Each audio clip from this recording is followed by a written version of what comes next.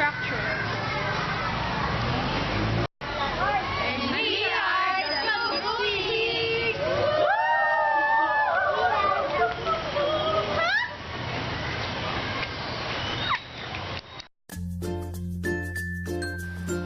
Hi guys, I'm Meredith and I'm going to discuss what is switch structure. So in Java, switch, case, break, and default are the reserved words. In a switch structure, the expression is evaluated first.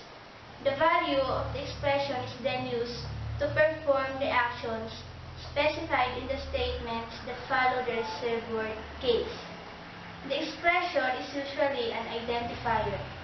The value of identifier or the expression can be only of type int, byte, short, or char. The break statement may or may not appear after each statement 1, statement 2, and so on. A switch structure may or may not have the default label.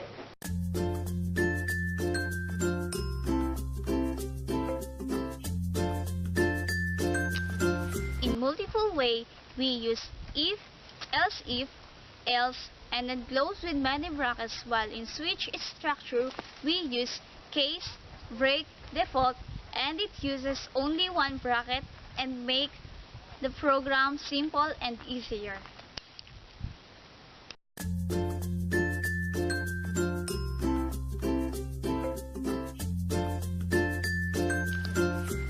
Hi guys, I'm Manager.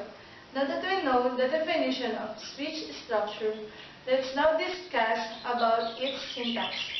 The parts of switch structure syntax are the switch, expression, case, break, and the default. First, we have the switch and expression. The expression is sometimes called the selector. Its value determines which statements are selected for execution. A particular case must appear only once. One or more statements may follow case label, so you do not need to use braces to turn multiple statements into a single compound statement. Second is the break. The function of the break is to stop or end the statements. And last is the default. The function of default is to end a particular program. If the case does not execute, then the default will execute. And that is the syntax of switch structure.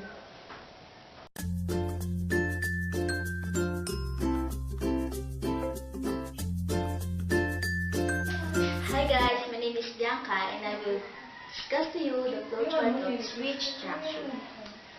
When the value of expression is matched against the case value, statements execute until either a break statement is found or end of the switch structure is reached. If the value of the expression does not match any of the case values, the statements following the default label. And if the value of the expression does not match any of the case values, the enter switch statements is skipped. And the break statements causes an immediate exit from the switch structure.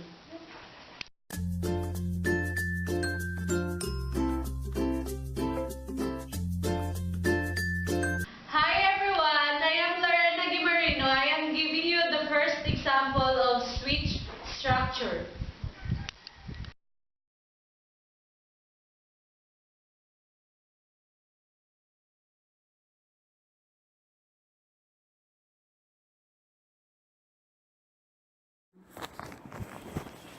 I created a program that I called month number. I use import java.util.asterisk.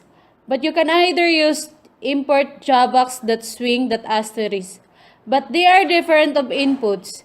In java.util, it is used as system.out.print. But while javax.swing, it is used as joption.showInput dialog. And now, this is the class name. Static scanner console equals new scanner system.in. Next to it is the public static void main string args, open bracket, int month, int is short for integer. It is a kind of data types. System.out.println, ln stands for next line, month number. System.out.println, enter the number of a month. Month equals console.next int parenthesis. Switch month. Month is the expression, open bracket. Case 1. If I input number 1, the output of case 1 will appear. System.out.println, January, break. Case 2. Just like what I did in the case 1, it will also appear in the program.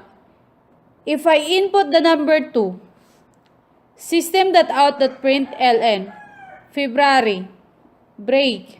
The process will continue, so on and so forth, until in the default. Default will end the program. If I delete the break, let's see what will happen. Now I will try to run the program. Case 3, March.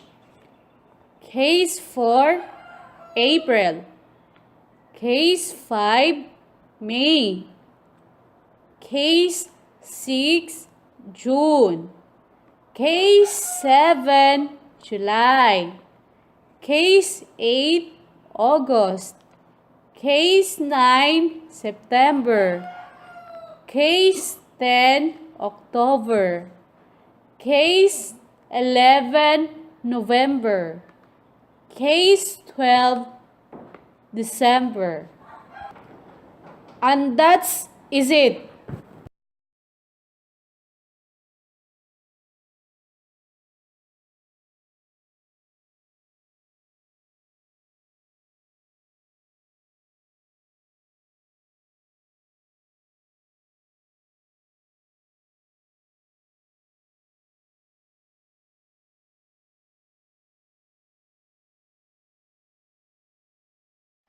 Hello everyone, I am Leia, and I am going to present to you the second example of switch structure.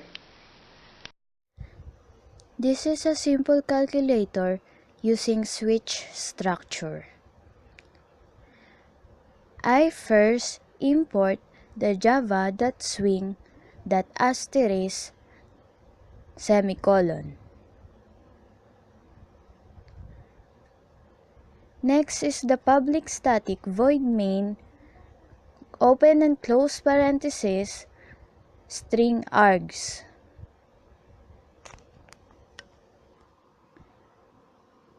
Next is I input the n1 for number 1, n2 for number 2, the operation, sum, difference, product, quotient, and modulus.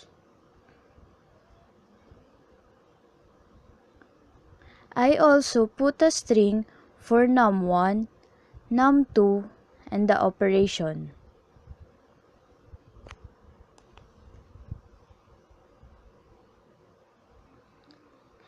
Next is the package of javax.swing, that is joptionPane.showInputDialog, show message dialog, for showing you the simple calculator program.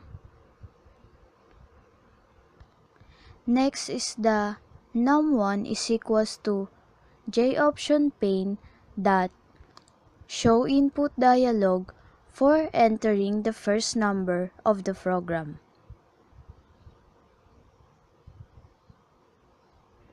And then n1 is equals to integer.parseInt for num1.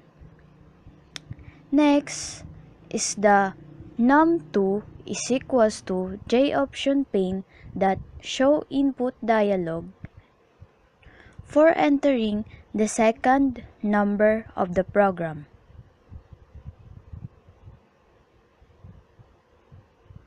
And then num2 is equals to integer that parse int for num2.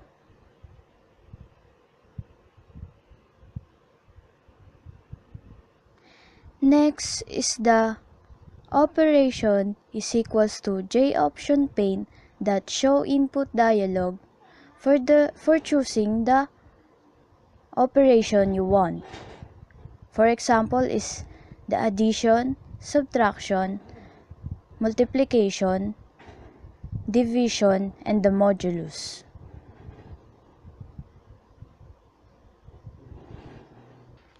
Then operation is equals to integer that parse int for operation.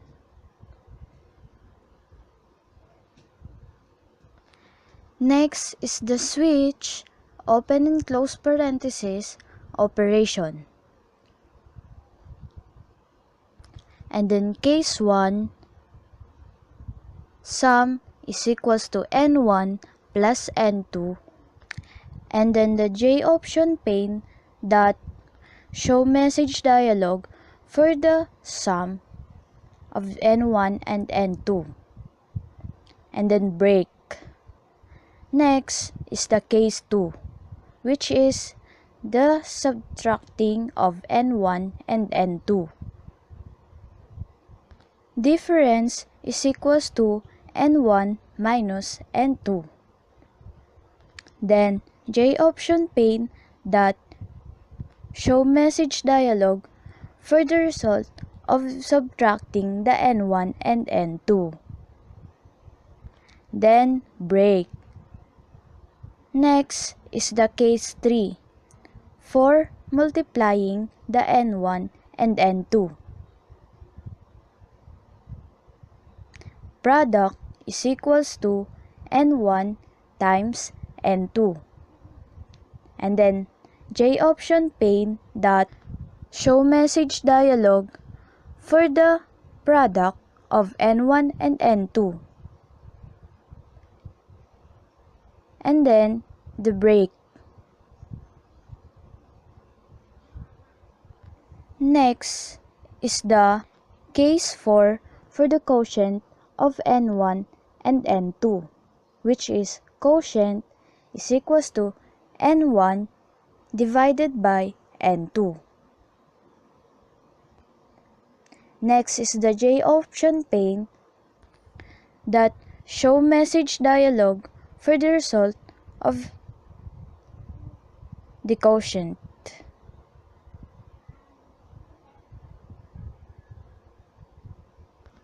Next is the case 5, which is the modulus.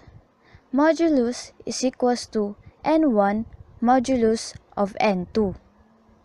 And then JOption pane that show message dialog for the answer of it.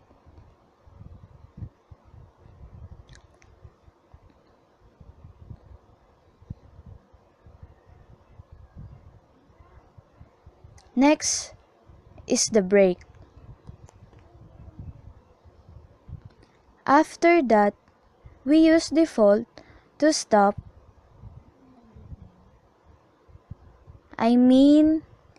If you input a wrong or an invalid input, it is going to show that your input is invalid.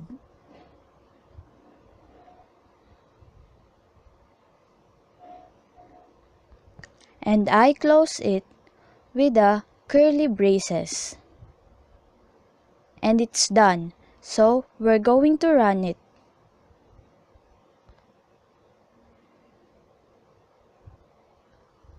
For example, I'm going to enter in the first number the number 2, and then the second number is 3, and the sum is 5.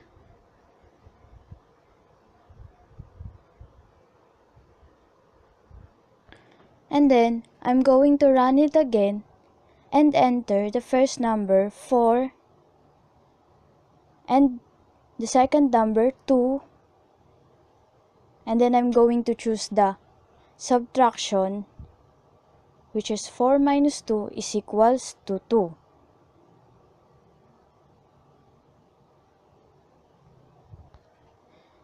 And then the next example for running the program is I'm going to enter the number 5, the second number 1, and then I'm going to use the multiplication. 5 times 1 is equals to 1. I mean 5. Sorry. And then that's it.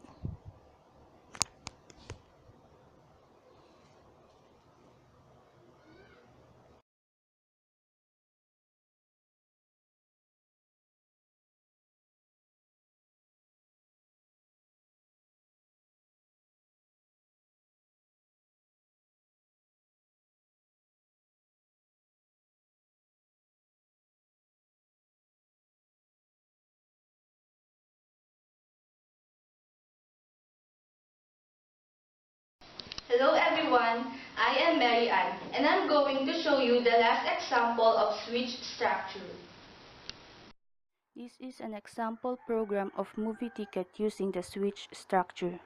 The condition is that the program must display the output about the price of each movie, the movie number, prices, the cash, and the change of the customer. First, I import java.util.asterisk as a package for the program. Next is the static scanner console is equals to new scanner, close and open parenthesis, system.in, then end with semicolon. Then I declare the constant variable static final int to input the prices of the movie. The variable must be all in capital letter.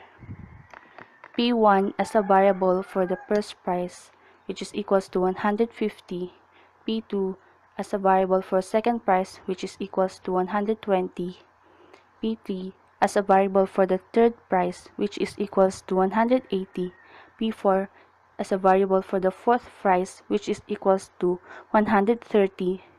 And P5 as a variable for the fifth price, which is equals to 200. The next is the public static void main, close and open parenthesis, string args, then end with curly bracket. Next is the int, then variable, cash, and movie. We need to show the different titles of movies together with their prices using system.out.println. The first movie is the Kung Fu Panda 3 that costs 150 pesos. Second is Insidious 2 that costs 120 pesos. Third is the Scout's Guide to Apocalypse that costs 180 pesos. Fourth is the Beauty and the Bestie that costs 130 pesos. And the fifth is the Walang Forever that costs 200 pesos. The next is I type in system.out.print, then inside the close and open parenthesis is choose the movie number. Next is I declare the variable movie is equals to console.nextInt close and open parenthesis and with semicolon. Then system.out.print inside the close and open parenthesis is enter the cash and with semicolon. Next is I declare the variable cash equals to console.nextInt close and open parenthesis and with semicolon. We start our switch statement using a reserved word, which is switch, then inside the open and close parenthesis is the variable movie, then end with curly bracket. I type in case, then 1, then colon. Then next is int C1. C1 is equals to change 1, then end with semicolon. The next is the process. C1 is equals to cash minus P1. P1 stands for the first price that is declared in the static final int. The next is system.out.println. Inside the close and open parentheses, the change is plus the C1, which is the process. Then don't forget to end with break, then semicolon. Next is case, then 2, then semicolon. Int, then the variable C2, which is equals to change 2, and with colon. Next is the process. C2 is equals to cash minus P2. P2 is equivalent to the second price, then end with semicolon. System.out.println, inside the close and open parentheses, the change is plus C2, which is the process. Then end with break. Next is the case 4, which is the fourth change. Int, then the variable C4 for the fourth change, then end with semicolon. The next is the process. C4 is equals to cash minus P4. P4 is the fourth price, then end with semicolon. Then next is system.out.println, inside the close and open parentheses, is the change is plus C4, which is their process, then end with break and semicolon. The next is case 5, then colon, then int, then variable C5 for the fifth change, then end with semicolon. Then next is the process, which is C5 is equals to cash minus P5. P5 is equivalent to the P price. The next is the system.out.println, inside the close and open parentheses, is the change is plus C5, then end with break. Then lastly is the default. Under the default is the system.out.println, then inside the close and open parentheses is the invalid input. The default is important because if you enter an invalid input, invalid number, the invalid input will come out. Then end with the three curly bracket. Now let's see what will be the output of the program. The output displayed the 5 different kinds of movies together with their prices. Then next is choosing the movie number. I choose the first movie, which is Kung Fu Panda 3, so I type in number 1. Then the next output is enter the cash. Suppose that the customer has a cash of 500 pesos. I type in 500 pesos. So that will be happen. The change is 350 pesos. So that's it. Hope you learned something! Thanks for watching!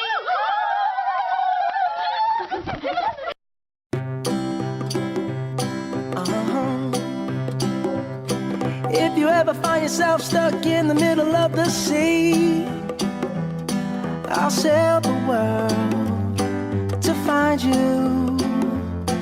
If you ever find yourself lost in the dark and you can't see, I'll be the light to guide you. Find out what we're made of when we called to help our friends in need. You can count on me like 1, 2, 3, I'll be there. And I know when I need it, I can count on you like 4, 3, 2, and you'll be there. 'Cause that's what friends are supposed to do, oh yeah. Ooh, ooh, yeah. If you're tossing and you're turning and you just can't fall asleep, I'll sing a song beside you.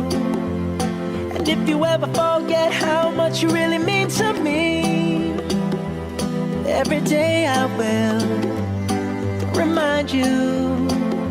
Oh, find out what we're made of when we are called to help our friends in need.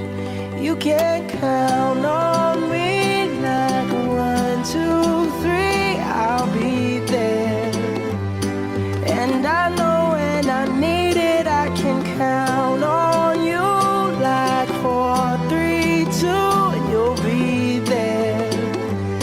'Cause that's what friends are supposed to do, oh yeah.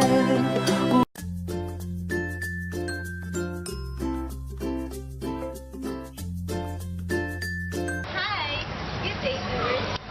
I am Emma, your host for today. Oh, naman naman!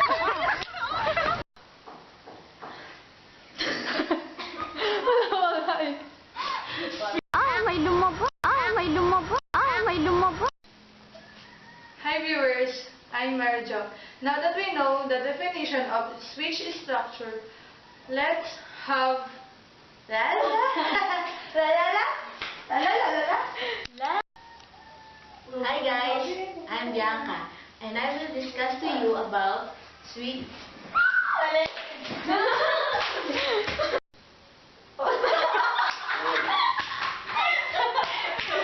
Art video. Hi guys, my name is Bianca May, and I will discuss to you the flow chart. Basta. And we are the music!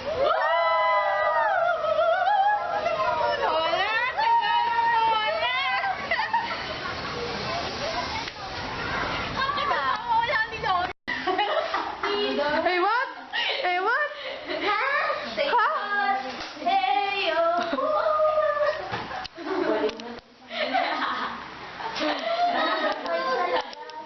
Uy, balik tayo sa labas. I'm Johnny. Uy, balik tayo sa labas. Eating kumbahan. Haba na to kainin si Jollibee sa susunod. Nakikita niyo po ba yung nakikita ko? Don't mess with me. Ano, ready? Nalobo na siya, oh. Nalobo na? Hindi, nalobo. Kanino nalobo? Kaya. Hi, kawai! Hello everyone, I am Mary Ann, and I'm going to show you the second...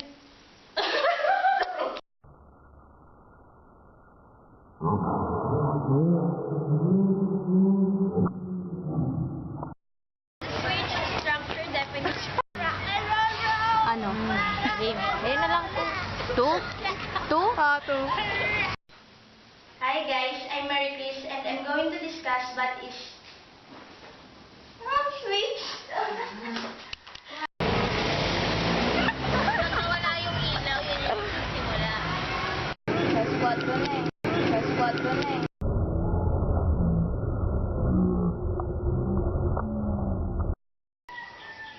Hi guys.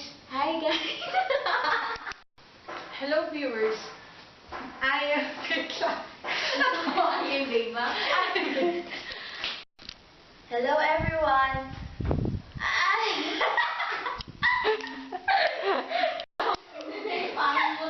Paano?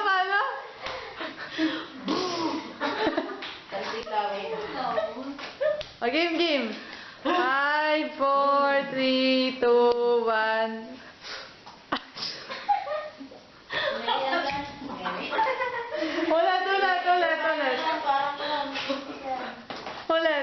Game. 5, 4, 3. Puro ka na dito. Puro ka dito. 5, 4, 3, 2, 1, action. This is the first example.